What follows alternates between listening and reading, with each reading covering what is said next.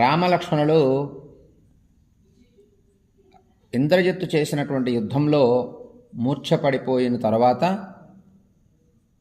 రావణుడు ఇంద్రజిత్తు చెప్పినటువంటి మాట విని రామలక్ష్మణులు మరణించారు అని విన్నటువంటి సందర్భంలో రావణుడు చాలా ఆనందం పొంది త్రిజట అనేటటువంటి రాక్షస స్త్రీని పిలిచి ఇలా చెప్తున్నాడు రావణుడు.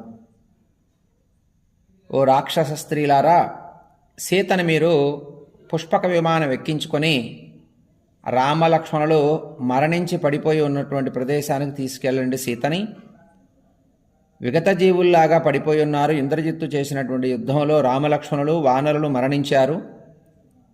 సీతకి రామలక్ష్మణుడు మరణించి పడిపోయి ఉన్నటువంటి సందర్భాన్ని చూపించండి.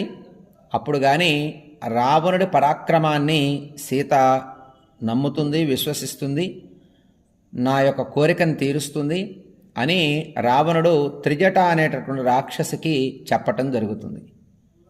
అప్పుడు త్రిజట మరి రాజు ఆజ్ఞ గనక వెళ్ళి పుష్పక విమానాన్ని అశోకవనంలో సీతమ్మ ఉన్నటువంటి ప్రదేశానికే పుష్పక విమానాన్ని తీసుకెళ్తారు.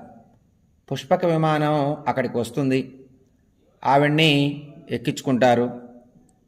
సీతమ్మ అలాగే త్రిజట ఇంకొంతమంది రాక్షస స్త్రీలు ఆ పుష్పక విమానం ఎక్కి లంకాపట్టణంలోంచి బయటికి వస్తుంది. ఆ పుష్పక విమానం ఆకాశంలో గుండా వచ్చి యుద్ధ ప్రాంతంలో, అంటే రాక్షసులు వానరులు యుద్ధం జరిగేటటువంటి ప్రదేశానికి వెళుతుంది ఈ పుష్పక విమానం.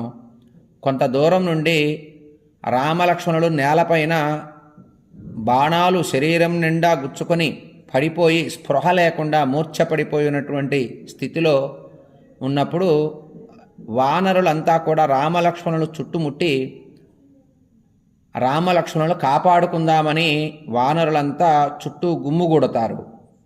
రామలక్ష్మణులకు మాత్రం స్పృహ ఉండదు. మూర్ఛపోతారంటే అసలు గుర్తుపట్టలేని స్థితికి వెళ్ళిపోతారు. ఆ బాణాలు తగిలి నాగపాశ బంధం చేత రామలక్ష్మణుడు ఆ స్థితిలో వానరులంతా కూడా వీళ్ళని రక్షించుకుందాం అని దగ్గర చేరతారు, చుట్టుముడతారు, భయపడతారు, బాధపడతారు, దుఃఖపడుతూ ఉంటారు. విభీషణుడు చెబుతాడు, కొంతసేపు రామలక్ష్మణులు మనం కాపాడితే అందరినీ వాళ్ళిద్దరూ